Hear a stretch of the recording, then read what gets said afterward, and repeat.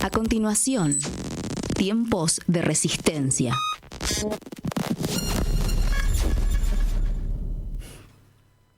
Buenas tardes. Hay un personaje mediático, Santiago Cuño se llama, que lo llama desquiciado, psiquiátrico, con tracción a clonazepam. La verdad es que a nosotros no nos consta nada respecto a medicación de ningún tipo, ni mucho menos tenemos acceso a algún diagnóstico psiquiátrico. Pero hay cosas que llaman la atención. No voy a hacer ningún negocio con China, yo no negocio con comunistas, dijo Milei, tanto en la campaña electoral como después de haber ganado la segunda vuelta. Ahí lo vemos ahora arrastrándose para que lo reciba Xi Jinping, que ahora se ve que debe haber abandonado el comunismo o algo así, es lo que habrá entendido el presidente argentino. En los negocios de Argentina, Lula no entra. Es comunista, dijo también Milei en otra afirmación muy original de su parte, porque siempre repetía, él ve comunistas por todos lados, ¿no? Y ahí lo acabamos de ver firmando la propuesta de la Alianza Global contra el Hambre y la Pobreza, una iniciativa de Lula, que Milei dijo que jamás iba a firmar y que finalmente firmó. Me hace acordar a don Rodrigo Díaz de Carrera, ¿se acuerdan del personaje de Lelutier? Mi honor está en juego, de aquí no me muevo, y que al otro día estaba 500 kilómetros más al norte. En el medio de tantos desaguisados, en una entrevista con su aparentemente futuro vocero, Esteban Trebuch, anunció que Victoria Villarruel ya no forma parte del gobierno y no interviene en las decisiones del Poder Ejecutivo porque está muy cercana a la casta.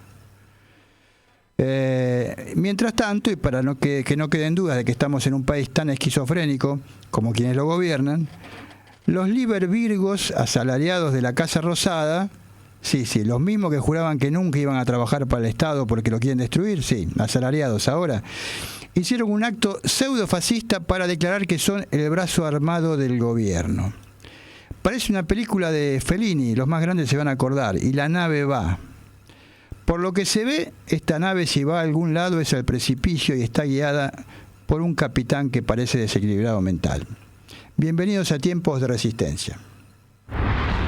En tiempos en los que hay que resistir y reinventarse.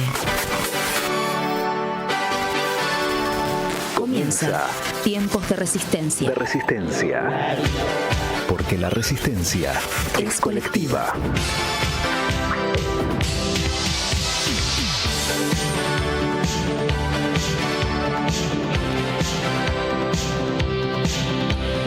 Muy buenas tardes de nuevo para todos. Viernes a las 5 de la tarde, como siempre, aquí en los estudios de Radio Con Aguante, haciendo Tiempos de Resistencia. Un saludo también para todos los que nos escuchan en diferido, ya sea de tarde, de noche, el horario que sea. Vamos a saludar a los que integramos el equipo hoy reducido. Somos 3 nada más. Miguel Calabozo, ¿cómo estás? Todo bien, ¿lo suyo? Bien o te cuento, decía el viejo dicho, ¿no? Mejor digamos bien. Pero aparte bien porque festejamos un cumpleaños.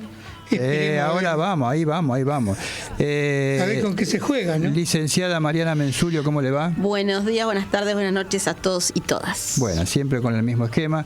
No importa, es así. Yo saludo a todos. Tenemos que saludar a la distancia a Patricia Machado, que está con alguna cuestión de salud, que esperemos que no sea nada grave.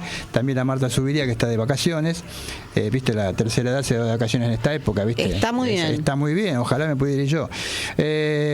Saludamos a Guillermo Guerra, nuestro operador habitual, Pablo Fernández ahí en las cámaras, Marcos Delgado en la coordinación general de la radio, específicamente al amigo Guerra le queremos decir muy feliz cumpleaños porque está cumpliendo años hoy, no vamos a decir cuántos porque no viene al caso, pero seguramente son unos cuantos. Ay, qué lindo. Después, es un niño, en el fondo es un niño. Sí, en el fondo a la derecha, tercer puerta al fondo, viste, antes del gallinero. Bien al fondo. Hay que ver con qué se pone, ¿no? Porque por lo menos una media luna. Agua.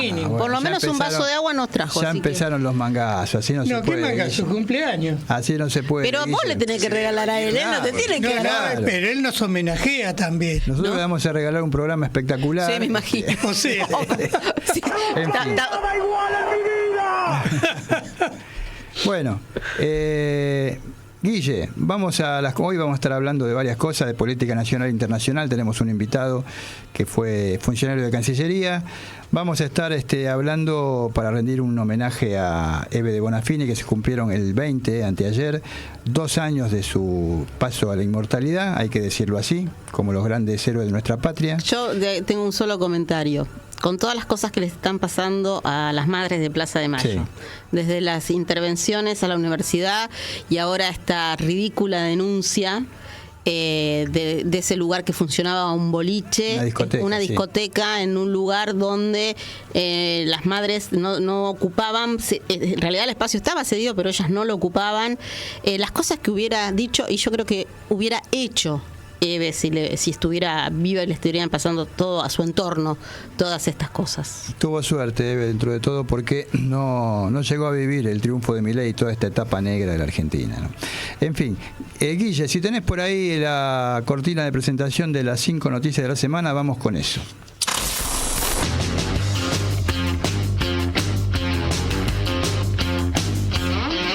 Las 5 noticias de la semana en tiempos de resistencia. La obsesión por desperonizar. Tras quitar un busto de Néstor Kirchner del ANSES, en el gobierno comenzó a circular la idea de quitar el rostro de Eva Perón del emblemático edificio de desarrollo social ubicado en la 9 de julio. Pero no solo eso, sino también tomó fuerza la iniciativa de directamente demoler el edificio. La medida es, supuestamente, en el marco de un proceso de reordenamiento de sus espacios públicos. Es ingenuo pensar que las ideas se dinamitan quitando bustos o imágenes o volando edificios. A espejo de la revolución fusiladora, el gobierno busca borrar la simbología peronista. Unos estudian, otros hostigan. El brazo armado de Milei ya empezó a actuar por fuera del teléfono. Militantes libertarios agredieron a investigadores del CONICET en Mendoza durante un trabajo de investigación de un equipo de geólogos. Los agresores hasta se filmaron contando la hazaña. Todo esto ocurre mientras referentes virtuales de La Libertad Avanza presentaron las fuerzas del cielo y sueñan con ser la guardia pretoriana del gobierno. Los diputados socialistas Esteban Paulón y Mónica Ferri los denunciaron penalmente. El oficialismo no logró consumar la proscripción de Cristina. El PRO, el radicalismo de Loredo y los libertarios no lograron reunir a los 129 diputados necesarios para sesionar y así poder debatir el proyecto de ficha limpia o proyecto Cristina Kirchner, que propone prohibir que una persona condenada por corrupción en segunda instancia se presente a elecciones, con lo que se busca darle la estocada final a la proscripción de Cristina Fernández de Kirchner. La semana próxima volverán a la carga. Hidrovía, sigue la entrega de la soberanía. 24 horas antes de la conmemoración del Día de la Soberanía, el Gobierno Nacional anunció el llamado a licitación que privatizará la hidrovía Paraná-Paraguay por 30 años. Una decisión que representa una entrega que vulnera la soberanía del país. El Gobierno Nacional no puede privatizar el río Paraná, una vía fluvial por la que circula alrededor del 80% del comercio exterior argentino. Detrás de los costos millonarios cercenan la democracia. El gobierno presentó un proyecto que busca revolucionar el sistema electoral, según ellos dicen, y proponen terminar con las primarias abiertas, simultáneas y obligatorias, modificar la ley de los partidos políticos y ajustar el financiamiento de las campañas. Bajo el nombre de Ley de Reforma para el Fortalecimiento Electoral, lo que se busca es menos participación ciudadana y menos oferta electoral. Hay que aprender a resistir, ni a irse ni a quedarse, a resistir, aunque es seguro que habrá más penas y olvido. Juan Gelman.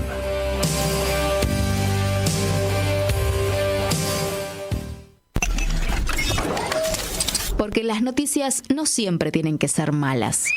¡Extra, extra! ¡Por fin buenas noticias, extra! Escucha Mundo Boletín de último minuto, transmitiendo Redimidos Squad con mucho gusto en este planeta donde reina la malicia, aunque no lo creas. Tengo buenas noticias. La buena noticia de la semana en tiempos de resistencia.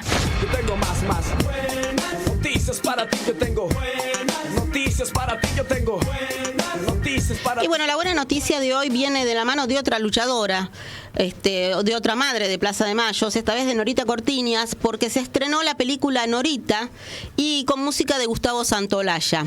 Recordemos que Norita Cortiñas falleció el 30 de mayo de este año y esta película es un documental más precisamente sobre la vida de Nora y repasa su vida, se la conoce un poco más por aspectos que uno no la conocía, como su vida cotidiana, la vida en su casa y obviamente la entrega y la lucha de Norita Cortiñas. El director de este film es Jason McNamara, es australiano de nacimiento y la mayoría de los proyectos de él fueron audiovisuales de Argentina porque trabajó como periodista. Si uno va a su página web, dice creador de proyectos audiovisuales en Australia, mi país de nacimiento, y en Argentina. Relatar historias es parte fundamental de quién soy, dice el director del documental de Norita. Dice, y en Argentina trabajo como periodista y subdirector de noticias en inglés, primero en el Buenos Aires Herald y después en el Buenos Aires Times, todos de multimedia perfil, digamos. Y bueno, la cuestión es que él conoció a Norita Cortiñas haciendo un documental acá y bueno, la cuestión es que este documental lo está produciendo el propio Gustavo Santaolalla y Jane Fonda. ¿Se acuerdan de la que hacía gimnasia en la década de los 80? Yo me acuerdo de Barbarella, mucho antes. Bueno, obviamente, ex de Ted Turner. De la historia de Hollywood. Sí. Chapó por Jane Fonda. Aparte, muy coherente ideológica. Para lo que es un gringo. Tal cual, muy coherente. Bueno, por eso cuando se enteró de este proyecto, se enteró por Santaolalla, obviamente porque tiene una actividad Santaolalla en Estados Unidos. Finalmente fue un deseo de Norita que Santaolalla le ponga música a su documental, que por suerte ella pudo llegar a ver antes de que se haga el corte final de la película. O sea que se estrenó, quienes quieran verlo en la Capital Federal, se lo está proyectando en el Cine Atlas Caballito, en el Showcase de Belgrano, en el Sinópolis de Recoleta, en el Cinema Villa Devoto y en el Cinemark del Abasto. Para los vecinos del barrio están proyectando la película Norita, que él rinde homenaje a esta luchadora de Madres de Plaza de Mayo. En fin, estamos hoy, bueno, un ratito con Eve, ahora con Nora Cortiñas. Bueno, vamos a tener un tema. Ya estamos consiguiendo la primera comunicación. Yo creo que necesitamos reivindicar a estas luchadoras porque necesitamos como tomar cargarnos la pila con ellas, ¿no? Porque circulaba una foto, ¿se acuerdan? En el 2001, en diciembre del 2001, sí. Una vieja foto con un caballo viniendo de frente y las madres de espaldas con su pañuelo, todas agarradas. Sí, sí. Bueno, circulaban unas fotos que decían, si tenés miedo de algo, recordalas a ellas en ese momento que se venía un policía montado encima de ellas y ellas paradas sin aflojar, ¿no? Madres y abuelas siempre fueron un faro para mucha gente, ¿no? Para tener claro, vos te decís de qué lado estarían ellas, vos ponete de ese lado y no le vas a pifiar nunca. Tal cual. Bueno, tenemos ya en línea a nuestro entrevistado de hoy, es Eduardo Sigal, que es vicepresidente nacional del Partido Frente Grande y que además ha sido subsecretario de Integración Económica Americana de la Cancillería. Eduardo, ¿me estás escuchando? Roberto Lago te saluda y el equipo de Tiempo de Resistencia. ¿Qué tal, Roberto? Y a todo el equipo, saludos. Buenas tardes. Bueno, muchas gracias por atendernos. Y bueno, sos aparte de que conoces mucho de política nacional, porque sos vicepresidente de un partido importante, sos experto en, si es que se puede decir así, en política internacional. Y la verdad que nos gustaría pasar en revista algunos temitas de política internacional. Algunos nos tocan de cerca, otros no tanto, aunque todo, con la globalización, todo te toca de cerca hoy en día. ¿Cómo estás viendo y qué ves para la Argentina en función del triunfo de Donald Trump en las elecciones de Estados Unidos y bueno, todo lo que ya sabemos de la visita de Milei? ¿Cómo estás viendo todo este proceso y cómo pensás que puede evolucionar? Mira, a ver, vamos por parte, como ya que el destripador, sí, digamos, sí. Vamos despacito.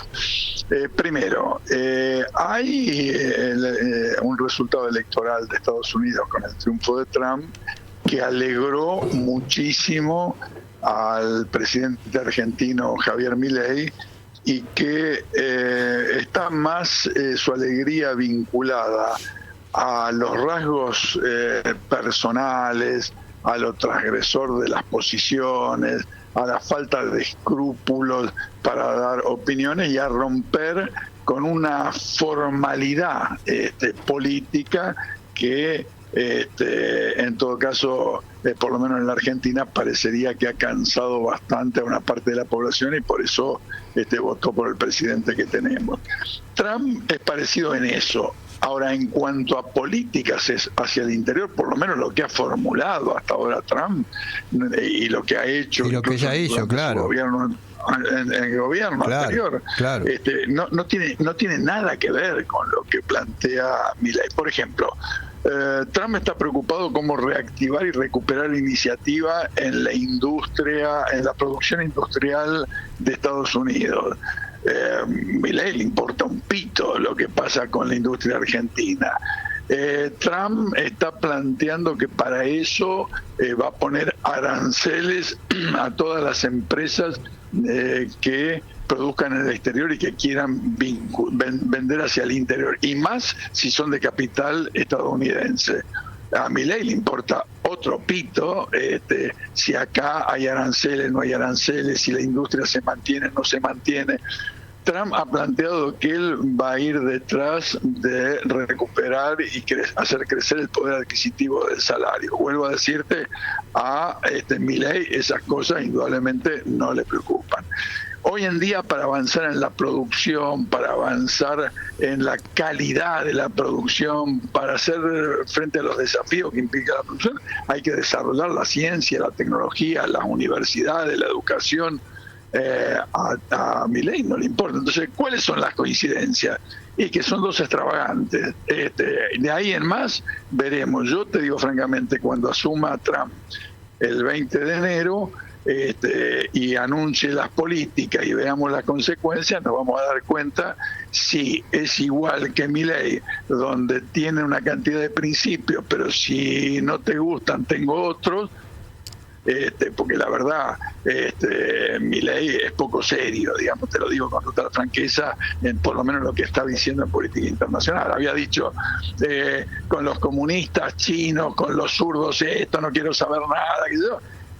Y se encontró esta semana en la reunión cumbre del G20 en Brasil con Xi Jinping, el primer ministro de China, no solo que parecía que había descubierto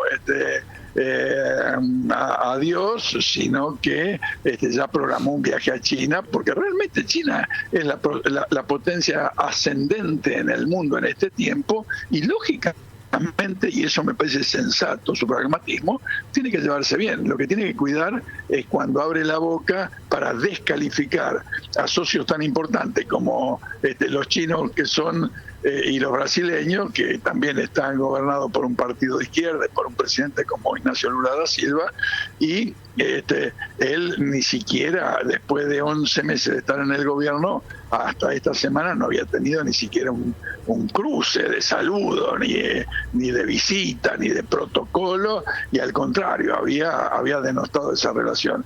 Entonces, cuando tus socios comerciales, a donde vos le vendés y le comprás, el principal socio comercial que tenemos es Brasil, el segundo es China, y vos te querés pelear con los dos socios, la verdad te estás pegando un tiro en los pies.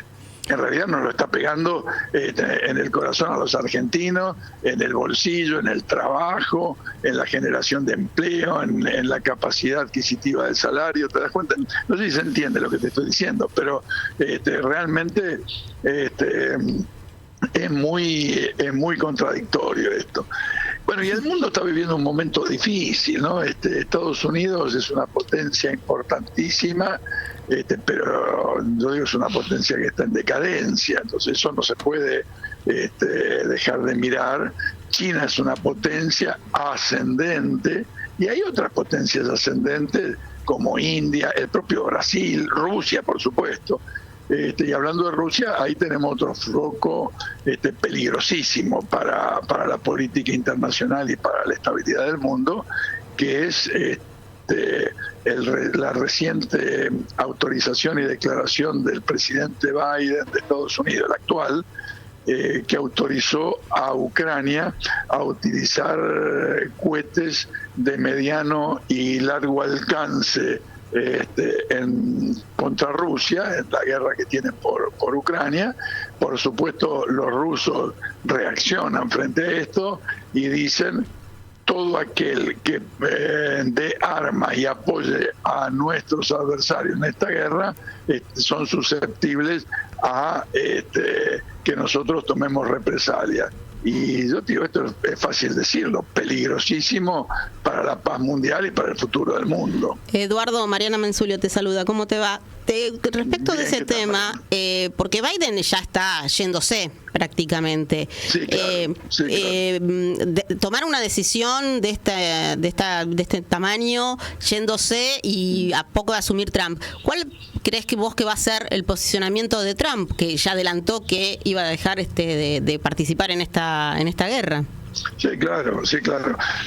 Vos mismo estás diciendo, me parece muy importante marcar esta diferencia, porque Biden yéndose en ¿cuánto faltan? Menos de 2 meses, digamos, 2 meses sí, para que se vaya, está comprometiendo el futuro. Eso tiene que ver con la industria armamentista, con los intereses de algunos sectores de Estados Unidos, pero no con los intereses ni del mundo, que tiene que vivir en paz o que quiere vivir en paz, y mucho menos con los intereses del pueblo norteamericano. Entonces, me parece que en eso no me voy a hacer defensor de Trump, que yo creo que en definitiva en Estados Unidos siempre terminan poniendo la política a las corporaciones, los grandes grupos económicos, los grandes grupos financieros, las grandes corporaciones. Y la verdad, la alternancia entre demócratas y republicanos tiene más que ver con cuestiones de qué es lo que consideran esos grupos económicos más convenientes en determinadas coyunturas de la política y de la situación internacional y nacional, por supuesto. Entonces, yo lo que digo es que está dejando una mecha prendida de una bomba Biden, y ya Trump dijo, él quiere ponerle fin a la ayuda norteamericana, y en realidad lo que está diciendo, le está dando un mensaje a los europeos y a la OTAN, la Organización del Tratado del Atlántico Norte, del cual ellos forman parte, le está diciendo, bueno, salgamos de esta locura, no se puede vivir permanentemente en un increyendo de la confrontación bélica entre los países, porque hoy existe la bomba, la energía nuclear, las bombas nucleares, la destrucción del planeta es simplemente apretar un botón, no es la guerra como la Segunda Guerra Mundial, la lucha por la toma de posiciones y hombre a hombre, o a lo sumo con algún avión que tira alguna bomba. Acá es la destrucción masiva del planeta. Sí, al respecto, Eduardo, te cambio el frente, por ejemplo, y con respecto al posicionamiento del gobierno argentino, ¿qué pasa, de acuerdo a tu entender, en la guerra del Medio Oriente? ¿Y cómo puede repercutir en nosotros? Sí, claro, está bien tu observación, porque hace pocas horas la Corte Penal Internacional acaba de sancionar y plantear la prisión de Benjamín Netanyahu, el primer ministro de Israel, justamente por el conflicto y las masacres que están haciendo en Gaza, las masacres que están haciendo en Medio Oriente, y el desconocimiento de las resoluciones de las Naciones Unidas, que es la existencia de Palestina como un país independiente. La verdad, el gobierno israelí hoy que admira y banca Javier Milei, es un agresor internacional que está produciendo miles y miles de víctimas un genocidio en Palestina, un genocidio. No hay otro término que no sea un genocidio, y así por eso lo calificó y lo condenó la Corte Penal Internacional. Y como era de esperar, el gobierno argentino, a través de sus representaciones diplomáticas, por orden de Milei, sale a cuestionar la resolución de la Corte y a bancar a Netanyahu. Me parece que estamos por muy mal camino. Y anunciar la firma de un memorándum, aparte. Sí, claro, claro. Entonces, realmente es un pésimo camino para la Argentina, un pésimo antecedente y muy peligroso. Muy peligroso porque ya vimos lo que pasó en los 90, ¿no? Así es. Con la Embajada de Israel y la AMIA, ¿no? Sí, y la AMIA. Hay que recordarlo. Estas cosas, aunque suenen medio extrapolado en el tiempo, es una consecuencia. Acción genera reacción.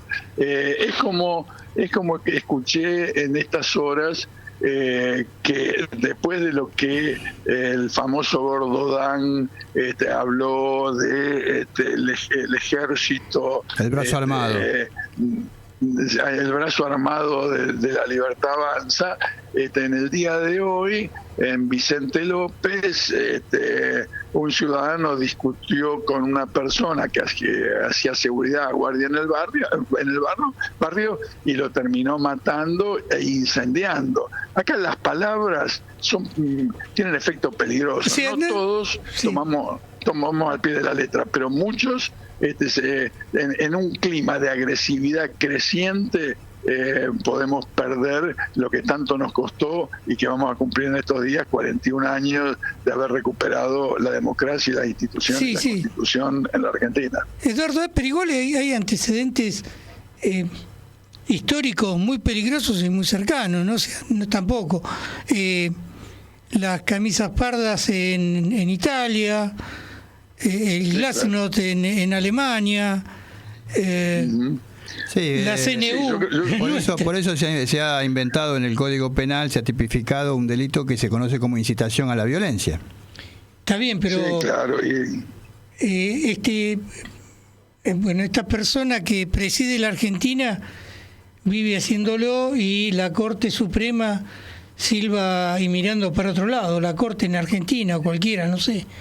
¿Cómo es el tema? Lo que pasa es que esto es muy interesante tenerlo en cuenta, porque nosotros tenemos una justicia en la Argentina que ha dejado ya hace tiempo de ser un poder independiente para transformarse en un poder al servicio de los grandes grupos económicos y sus intereses. Esto lo vive el hombre de a pie, el hombre y la mujer de a pie constantemente cuando tiene que acudir a quien tendría que defenderlos frente a litigios con poderosos, pero siempre fallan a favor de los poderosos, casi siempre.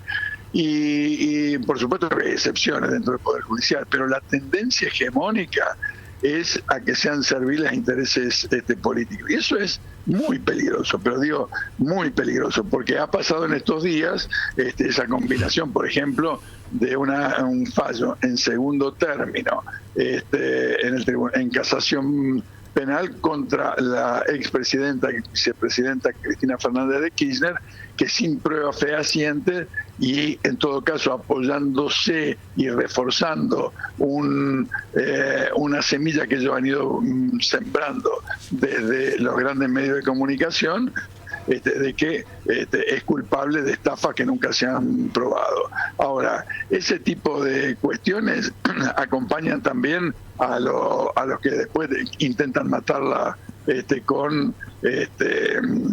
intentando pegarle un tiro que no salió. Ya lo habían dicho, ¿no? Un tiro que no salió, un fallo que sí saldrá.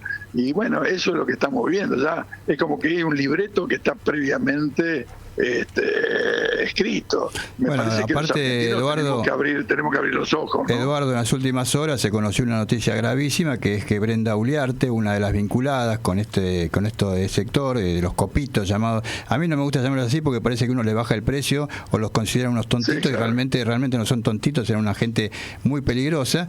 Dijo, bueno, quiero ampliar la declaración, no le dieron bolilla, quiero ampliar, finalmente la amplió y dijo que tenían relación con Gerardo Milman, el segundo, el número 2 de Bullrich, y que además lo financiaba este sector a todo ese grupo, ¿no? Es muy grave esto y la justicia mira para otro lado, o sea, realmente y los medios también, y los medios que lo apañan, ¿no? Que lo tapan. Sí, dice un adagio que está lleno de pobres las cárceles, eso es así, y está lleno de ideología los medios hegemónicos. Así es. Ellos tratan, por ejemplo, a través de lo que llaman los copitos, que comparto con vos, que es algo como diminutivo, digamos. Claro. Es casi simpático, ¿no? Casi simpático. Casi simpático, así es.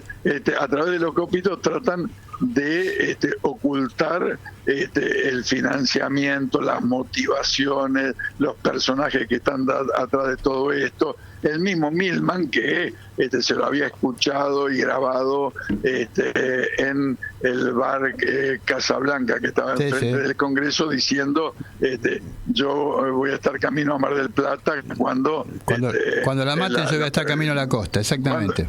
Así es. Entonces, no jodamos más, digamos, estas cosas, 2 más 2 son 4, acá y en la China, y me parece que nuestro pueblo tiene que abrir los ojos frente a esto, y en todo caso nosotros también, desde el accionar político, tenemos que ser capaces de entender esta nueva realidad, dejarnos de embromar buscándonos la pelusa en el ombligo y pensar qué Argentina tenemos que construir y ser capaces de construir una amplia unidad con un programa y con decisión política para transformar la Argentina en beneficio de las mayorías populares, ¿no? Eduardo, ahora pasando a tu rol como político nacional, como vicepresidente nacional del Frente Grande. El Frente Grande, yo le cuento a la gente, fue uno de los partidos que conformó el Frente de Todos, uno de los partidos que conformó Unidad Ciudadana también para que Cristina sea candidata, y ahora actualmente Unión por la Patria.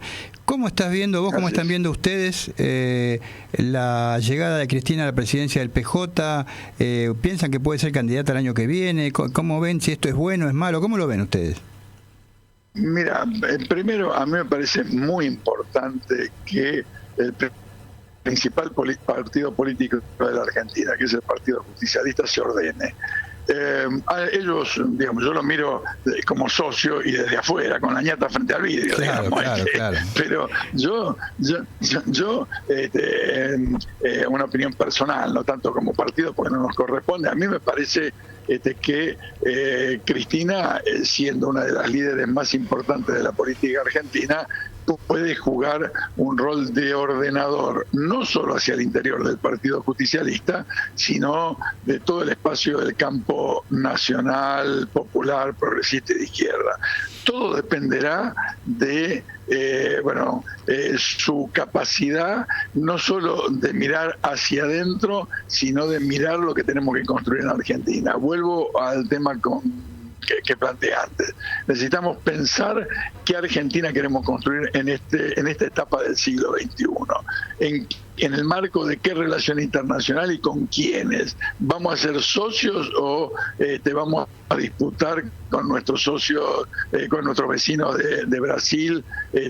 Vamos a tratar de construir un polo capaz de incidir en este mundo global y multipolar que se ha ido construyendo. Yo creo que ese es el camino.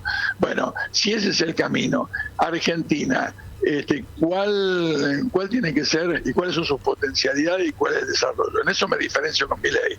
Yo digo, hay que aprovechar nuestra capacidad de producción agrícola, por supuesto. Hay que aprovechar, respetando el ambiente, nuestras potencialidades en materia gasífera y petrolífera, por supuesto. Hay que aprovechar, respetando el ambiente, la explotación minera en la Argentina, por supuesto. Ahora, ¿nos tenemos que quedar ahí? Esa es una Argentina para poco, es una Argentina de poco trabajo. Claro. Esa es una Argentina... no, tenemos que pensar cómo ponemos valor agregado a todo eso, qué rol juegan las universidades y los ámbitos de investigación para incorporar valor agregado a esta producción, cómo exportamos y trabajamos hacia el mercado interno, mejorando la calidad de los salarios. ¿Es posible? ¿No es posible? ¿Qué es lo que hay que hacer? Me parece que todos estos interrogantes le tenemos que ir encontrando respuesta desde un ordenamiento de la política, y yo creo que se puede mirar con futuro el futuro, se puede mirar con optimismo el futuro, pero dependerá mucho cómo nos vayamos ordenando las fuerzas políticas y que nos dejemos de joder, disculpen el término, está bien, con pensar si si fulano o mengana o si tal compañera va a ser candidato de tal cosa, entonces me afecta a mí porque yo tengo un plan para dentro de 2, 5 o 25 años. Me parece que hay una necesidad de la Argentina de hoy que hay que darle respuesta y tenemos que empezar a construir esa respuesta más allá de las candidaturas. Por eso digo, programa, metodología, decisión política y por supuesto candidatura. La última, Eduardo, a ver si me ayudas. Vos hablas del optimismo que hay que tener, a ver si me ayudas a ser optimista. El Frente Grande que tiene, vos sos vicepresidente, pero el presidente es Mario Secco, uno de los dirigentes de la provincia más cercanos a Axel Kicillof. ¿Podemos empezar a pensar el futuro dando vuelta a la página? Porque hubo toda una ida y vuelta entre la Cámpora, Kicillof, con Máximo, con Cristina, que si Judas, que si no sé qué, que si Pilatos. Podemos empezar a pensar, no sé, la opinión tuya, ¿no? En dar vuelta a la página y pensar en un futuro de unidad. ¿Se puede eso? Es imprescindible. Yo decía, tenemos que dejarnos de joder, claro, que si me conviene o no me conviene, que Mengana o Sultana sea candidato a esto o lo otro. Empecemos a ver cómo nos juntamos para pensar un proyecto de país, una metodología de trabajo y una decisión política para llevarla adelante. Y basta de salir a buscar candidatos circunstanciales porque miden bien en las encuestas. Construyamos un proyecto político y tengamos el mejor candidato que podamos para llevar adelante ese proyecto que sepamos construir.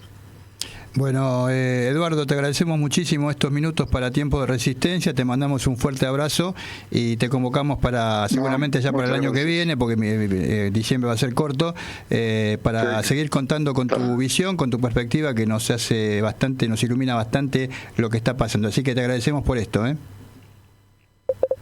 No, muchas gracias a ustedes, siempre a disposición. Muchas gracias. Bueno, Eduardo, buen fin de semana. Igualmente. Eduardo Sigal, vicepresidente nacional del Frente Grande, ex secretario de la Cancillería, un hombre que sabe mucho de política internacional, pero también de política nacional, de las dos vertientes. Así que bueno, su exhortación a que seamos optimistas de cara al futuro, ojalá el año que viene está a la vuelta de la esquina. Y me parece que más que claro que hay que dejarse de joder. Exactamente. Sí, dejar de mirar el ombligo y construir, ¿no? Y las candidaturas circunstanciales que él menciona, que él no lo va a decir. Pero aparte las nombró al final como necesidades, ¿no? Sí, basta de Scioli, basta de Massa, basta de Alberto, elijamos alguien que en función de un programa, dice él. Bueno, vamos a ver qué pasa del lado del campo nacional y popular. Pero después tenés a la CGT, por ejemplo, que dice que Pablo Moyano diciendo que van a hacer un paro en diciembre y ellos diciendo que no, porque solamente acordaron que no va a salir el tema de obras sociales en el Congreso y van a poder ser reelegidos indefinidamente. Ya abrocharon eso, ya está. Entonces te vamos a dejar un diciembre tranquilo y acá no ha pasado nada. Vos tocás un tema que me pasa de cerca. Hace pocos días se cumplió un nuevo aniversario de la muerte de Saúl Ubaldini. Bueno, vos hablábamos antes cómo se extraña el personaje como Eve de Bonafini. Bueno, cuando hablamos de sindicalismo, cómo se extraña el personaje como el de Saúl Ubaldini, ¿no? Que se cargó sobre sus hombros él solo la unidad del peronismo. Viniendo en las épocas, de un gremio chico, ¿no? Es un gremio que le inventó Lorenzo Miguel, porque lo veía con mucha capacidad. Lorenzo tiene una imagen muy negativa, Lorenzo no servía para encabezar nada. Lorenzo no era Rucci, no era Bandol, él sabía. Un rosquero. Exactamente, un genio rosqueando. No es personaje de mi simpatía, pero lo hacía muy bien. Y Saúl era un tipo muy carismático, entonces lo tuvieron que inventar un sindicato muy chiquito, pero desde ahí condujo todo. Y se bancó la época de la ley Mucci, la de cuando Alfonsín gana con la idea de romper los sindicatos por el medio. Hoy en día la figura de Alfonsín está muy elogiada y todo eso, y me parece bien, porque él fue el que abrió las puertas de la etapa democrática y la consolidó. Pero bueno, hubo muchas cosas con el peronismo en esa época, ¿no? Y todos los 14 palos de la CGT. Sí, no era precisamente un demócrata convencido. La gente no sabe, los chencos más jóvenes no saben que en aquella época los aumentos los daba el gobierno. Aumento de salario. Bueno, este mes va a haber un 10%. ¿Para quién? Para todos. No es que negociaba como ahora por paritaria, la UOM por un lado, los estatales por otro. No, era... Y bueno... recordemos que las paritarias libres volvieron recién 2003. ¿Con quién? Con Néstor. Ah, perfecto. No, por eso digo, porque pasaron 20 años. Perfecto, había que subrayar eso. Claro, antes no existían. Y en la época de Alfonsín los salarios estaban muy mal, el peronismo estaba dividido y el que se puso al hombro todo eso fue Ubaldini. Por supuesto, como siempre pasa en la historia, que a veces te paga muy mal. Cuando se arregla el peronismo, triunfa la renovación y el peronismo se reorganiza, con Cafiero a la cabeza y demás. No lo hicieron a un costado a Saúl, pero más o menos. Y después cuando gana Menem, sí, ahí sí le dividieron la CGT, lo expulsaron y bueno, etcétera. Un pequeño asterisco, vos dijiste, se arregla. Se juntaron y ordenaron. No sé si se arregló, para mí empezó la debilidad más estructural. Pero como partido se volvió a ser una maquinaria competitiva. Sí, y se unieron a punto tal que hicieron una interna y la ganó Menem contra Cafiero, que era el oficialismo dentro del partido, y Cafiero lo respetó. Y Cafiero se quedó con la gobernación bonaerense un par de años más. Y bueno, y después pasó lo que pasó con el menemismo, ¿no? Ya sabemos que no hubo ni revolución productiva, ni salariazo. Ni América Morena. No, nada de eso. Bueno, yo estoy llorando. Recordando. No me río, lloro. Sí. Bueno, el 20 de noviembre, hace 2 días, tenemos por ahí preparado un pequeño video. El 20 de noviembre, a los 93 años, murió Eve María Pastor de Bonafini, viuda de Bonafini, a la que todos conocemos como Eve de Bonafini. Presidenta de las Madres de Plaza de Mayo durante muchísimos años, una de las grandes luchadoras del país. Y bueno, nosotros queremos hacerle acá un pequeño homenaje. Vamos a escuchar algunos fragmentos de, yo creo que fue la última entrevista que le hicieron a fines de octubre del 2022, ella murió el 20 de noviembre, así que un mes antes. Hubo una nota que hizo la Secretaría de Cultura en aquel momento, era el gobierno de Alberto Fernández, y bueno, queremos compartir con ella, sobre todo en 2 tramos en los que habla de su relación con Cristina Fernández de Kirchner, que es para ella Cristina, y en la segunda parte, que van ahí pegaditas, que es para ella el Papa Francisco. Vamos a compartirlo. Y Cristina para mí es como una hija. Yo la quiero así, más allá de todo. No me importa si es presidenta, vicepresidenta, si no es más nada, no me interesa. Es lo que es. Y para mí es como una hija. Yo sé que ella también me quiere mucho, yo la quiero mucho a ella. Y hace rato que yo venía pensando que había que hacer cosas, que no era tan fácil todo, pero somos un país que estamos siempre pidiendo, ¿viste? Siempre queremos más. ¿Qué hicimos cuando estábamos bien? Nos quedamos todos sentados en la casa. Nosotros las madres no, por suerte. Siempre seguimos en la plaza. Pero decían, ¿ustedes están locas que van a la plaza? No, mirá, no tenemos comprado nada. No, la vida no está comprada. Y todos se quedaron, como estábamos bien, en vez de cuidar lo que teníamos, no lo cuidamos. Por eso pasó, por eso ganó Macri. Porque no cuidamos lo que teníamos. Nos enseñaron que nos dieron un montón, pero no nos enseñaron a cuidarlo. Y eso tiene que estar en cada uno de nosotros. Nosotros tenemos que saber cómo cuidamos. Cómo se cuida lo que tenés. No cuidándote vos, cuidando a los otros. Y hablando con los otros. Yo nunca dejé de hablar con la juventud. Nunca. Los pibes me siguen llamando 100, 200, 300, 500, cualquier cantidad de pibes. Toda la pandemia que tuvimos, yo no lo sentí porque tenía siempre 100, 200 pibes para hacer Zoom y todas esas cosas que aprendí. Me compraron una computadora, aprendí más o menos a saber para qué servía y me parece que a los jóvenes no hay que abandonarlos ahí. Muchos chicos dicen, nosotros somos de tal lugar pero no tenemos referente. Y a mí me duele eso, porque si los chicos están organizados sin referente, imagínate con un referente piola, no un referente que esté buscando un puesto y un sillón. A mí me dejan embromar. Puesto y un sillón, bueno, vendrá si lo eligen. Pero eso dice, yo quiero ser intendente, yo quiero ser presidente, yo quiero ser... Pará.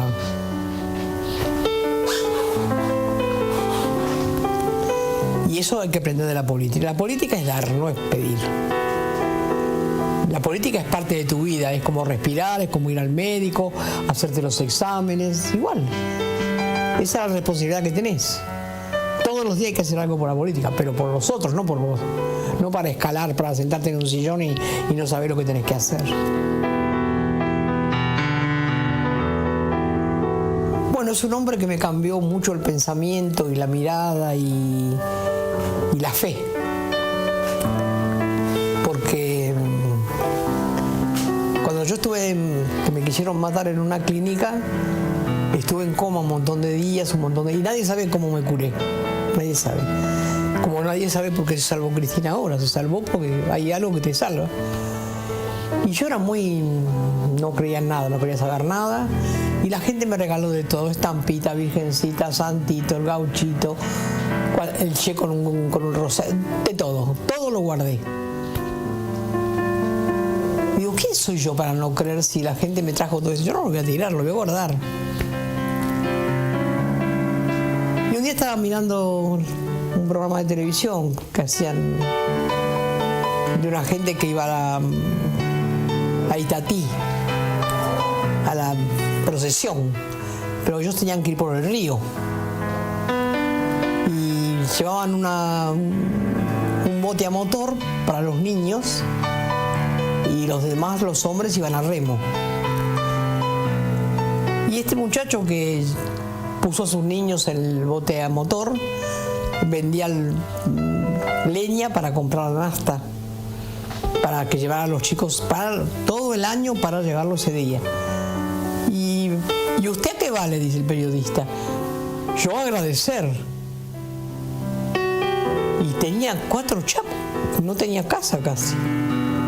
Y yo decía, si este tipo va a agradecer, ¿yo quién soy para no creer?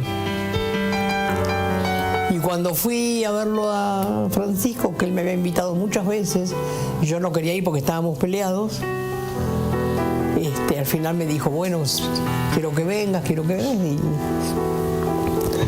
me mandaron los pasajes y fui con mi secretaria y con una médica. Y la verdad que había atendido a Macri 24 minutos y a mí me atendió 2 horas y media. Y fue una charla muy larga donde resolvimos el problema que teníamos. No lo resolvimos, los dos habíamos sido culpables en definitiva de lo que había pasado, un poco cada uno. Y nada, me escuchó y después ya quedamos. Me cambió un montón de cosas.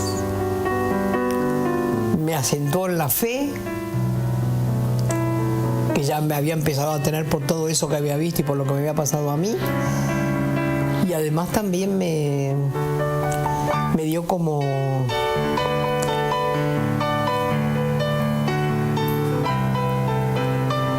un asentimiento que todo lo que estaba haciendo estaba bien. Me dijo, vos decilo, todo lo que me dijiste a mí, todo esto, decir en una conferencia de prensa que yo voy a decir que todo es así. Y él ve siempre todo lo que yo hago, sabe todo lo que yo hago, me llama por teléfono muchas veces. Estoy contenta que la haya llamado Cristina, estoy muy contenta. Porque la palabra de él, podemos tener muchas discusiones y todo. Yo le digo que para mí es Francisco Bergoglio, porque él invita a un hombre común que nadie le da bola, entonces nos contamos qué te pasa, qué te duele, la rodilla, que acá. Y a veces yo le digo, vos te duele la rodilla porque te arrodillaste mucho. Dice, no seas mala.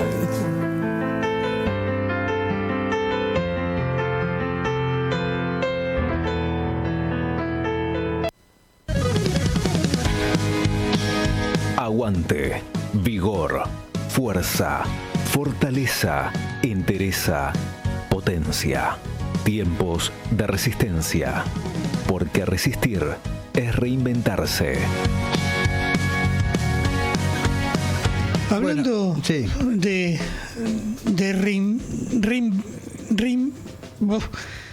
reinventarse, ¿no? Todas las cosas que hizo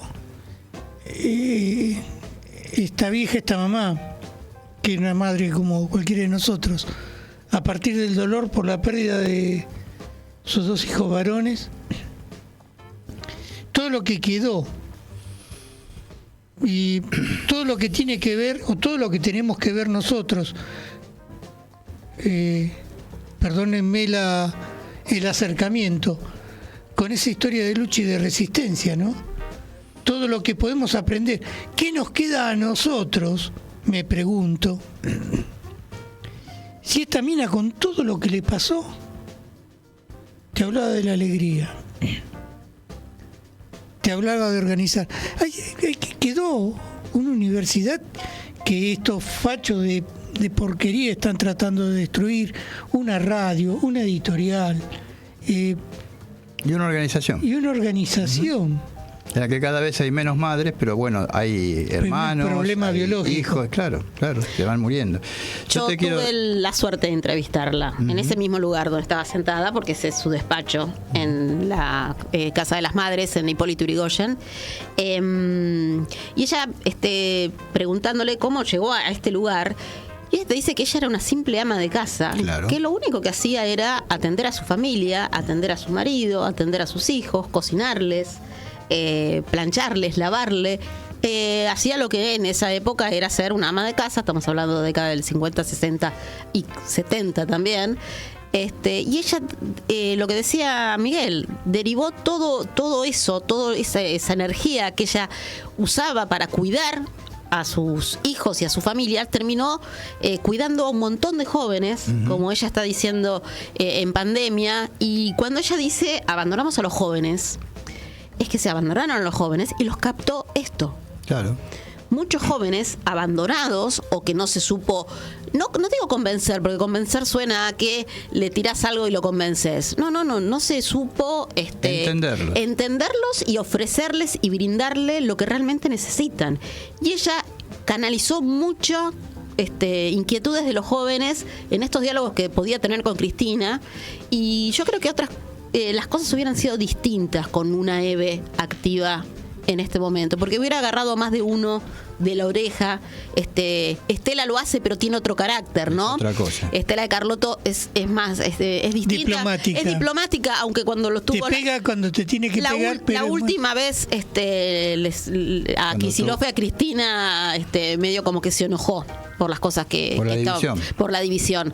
Pero bueno, son caracteres distintos. Entonces, bueno, una Eve que tirando de orejas a más de un dirigente nos estaría haciendo falta. Yo le cuento a la gente más joven, como hacemos siempre, que Eve nació en Ensenada en 1928. Tuvo 3 hijos, los 2 mayores con mucha diferencia con la hija mujer, que 11 años de diferencia, que la hija mujer no padeció el tema de la desaparición porque era una nena chiquita.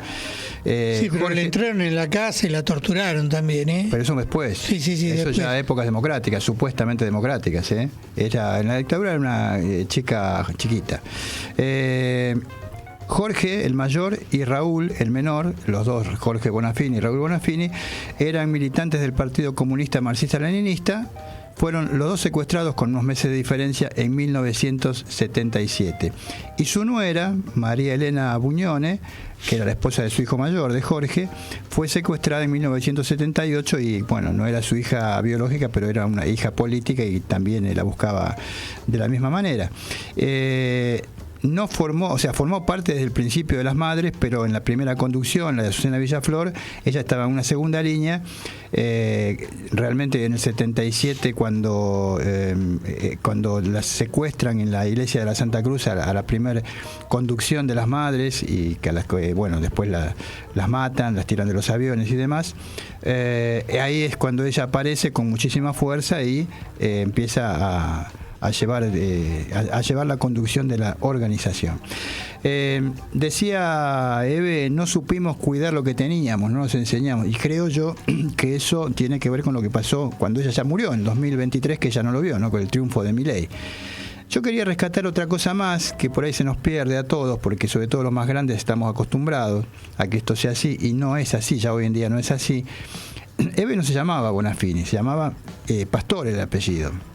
Y esto pasa con casi todas las madres. Tati no se llamaba Almeida, se llamaba Mí, un apellido medio extraño, de su padre que era militar. Nora Cortiñas era Nora Morales. ¿Quién más puedo citar? Bueno, Estela Carlotto. Estela de Carlotto, que se llama Barnes, de Carlotto. Esther Balestrino, que era de Cariaga, Esther Cariaga. secuestrada en esa fatídica noche en la iglesia de Santa Cruz, Ángela Boitano, Lita Boitano, que era Ángela Paulín de Boitano. Y alguno puede pensar, bueno, en aquella época era normal, porque era época de patriarcado, la mujer le ponían el apellido de casada. No, lucharon con el apellido de sus hijos.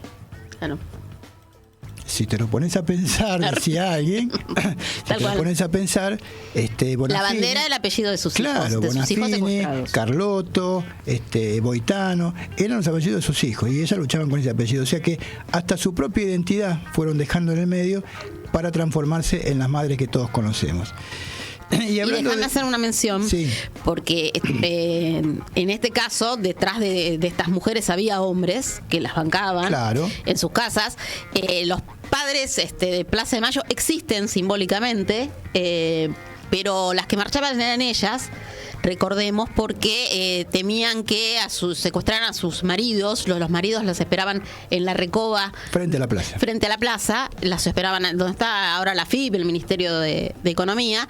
Los esperaban ahí porque, bueno, era más complicado encarcelar a mujeres y mujeres grandes en una... Eso lo pensaban ellas, con una gran ingenuidad. Y la ingenuidad te la demuestra que la primera conducción la secuestraron. Ellas decían, somos mujeres, somos madres, buscando nosotros, que solo no somos peligrosas. Pero el marido, siendo varón, podía ser peligroso, entonces no los dejaban. Pero bueno, reivindiquemos que mientras esas mujeres marchaban, sus maridos las esperaban en la Recoba o estaban en sus casas trabajando, obviamente, como en el caso de Estela Carlotto, que su marido siguió trabajando. Y déjame que te diga, porque se nos va a acabar el tiempo, que hablando de la iglesia de la Santa Cruz, pasó algo esta semana que vos tenés para comentar. Voy a contarlo cortito. Saben que el fin de semana, el domingo, estuvo de visita en Argentina Emmanuel Macron, el presidente francés. Se entrevistó con Milei, pero antes de entrevistarse con Milei, pasó por la iglesia de la Santa Cruz. Recordemos que ahí están enterradas las monjas francesas, Alice Dumont y Leonie Duquet, y fueron y recibieron un mensaje él iba ya con una carta que le dieron los familiares de franceses desaparecidos en la última dictadura. No son pocos, son 24 los ciudadanos franceses desaparecidos en la Argentina durante la dictadura, y le transmitieron a Macron estos familiares para que se lo traslada a Milei. Veremos si pasó o no, porque después de ver las escenas de algarabía en el balcón y tanta simpatía entre los dos, espero que le haya llegado este mensaje. La preocupación por la posible liberación de Alfredo Astiz. Recordemos que Alfredo Astiz fue sentenciado a cadena perpetua en 1990, cuando los juicios por la memoria y la verdad y la justicia por lesa humanidad no existían en la Argentina. Fue juzgado en ausencia en Francia a cadena perpetua, y esta reunión que tuvo con los diputados libertarios en julio pasado despertó la preocupación de los ciudadanos y familiares de desaparecidos franceses, así que le transmitieron esta posible liberación del represor Alfredo Astiz, que les traería un poco de preocupación. La iglesia de la Santa Cruz, estábamos hablando justamente de Esther Balestrino de Cariaga, la hija de Esther, Ana María Cariaga, fue la que le dijo simplemente esta frase a Macron: en este país, en este momento, está en peligro la libertad. Simplemente eso le dijo a Macron, para que, bueno, estaba Pérez Cejibel, el Premio Nobel de la Paz, también en esta reunión. Así que, bueno, esperemos que este mensaje de los familiares de franceses desaparecidos en Argentina le haya llegado al presidente Milei, que seguramente poco le debe haber importado lo que le dijo. Sí, porque hay que remarcar que para quienes gobiernan este país, igual que como para muchos otros sectores que en otras épocas eran oposición, pero bueno, ahora están en el gobierno firmemente, la libertad no es la libertad que es para todos nosotros, lo que entendemos todos por libertad. La libertad para ellos es la libertad de mercado. Sí, la libertad de hacer negocio. Por eso, la libertad de mercado. Por eso no dejemos que se apropien de la palabra libertad. Una cosa, no permitamos que se apropien del amarillo, decíamos graciosamente en la época macrista. Esto es, no tiene ningún sentido al lado de esto que sí es grave. No dejemos que se roben la palabra libertad y la usen como bandera, porque hay mucho más detrás de esa simple palabra para muchos. De todas maneras, la libertad y la justicia son dos valores. Nadie lo dice esto porque no garpa políticamente, Son dos valores contrapuestos. Cuanto más libertad hay, menos justicia hay, me refiero a la justicia social, entre otras justicias, y cuanto más justicia hay, menos libertad hay, porque obviamente vos tenés que ponerle freno que cualquiera pueda hacer lo que quiera. La libertad de la selva es la ley de que el más grande se come al más chico. Bueno, nosotros no queremos esa libertad, queremos una libertad con justicia social. Así que, bueno, no sé si alguien quiere decir algo. Antes de terminar, quería recordar a otro resistente, uno de los resistentes en serio, que pasó también a la inmortalidad en estos días, el Chancho Lucero. Uh-huh. Estuvo en el 55 entre los nominados a ser fusilados, o sea, viene de esa época, fue fundador de la FAP, estuvo preso en todas las dictaduras y se tuvo que exiliar en Dinamarca. Ahí hace nada, ayer o antes de ayer, dio un paso a la inmortalidad. Que sea este también recuerdo de lo que nosotros hacemos. Él resistió y es un ejemplo de lucha para seguir desde mi humilde punto de vista. El viernes que viene a las 5, como siempre, acá en Radio Con Aguante, volvemos con Tiempo de Resistencia. Hasta entonces. Hasta aquí, Tiempos de Resistencia. Nos encontramos el próximo viernes de 17 a 18. Tiempos de Resistencia. La resistencia es colectiva.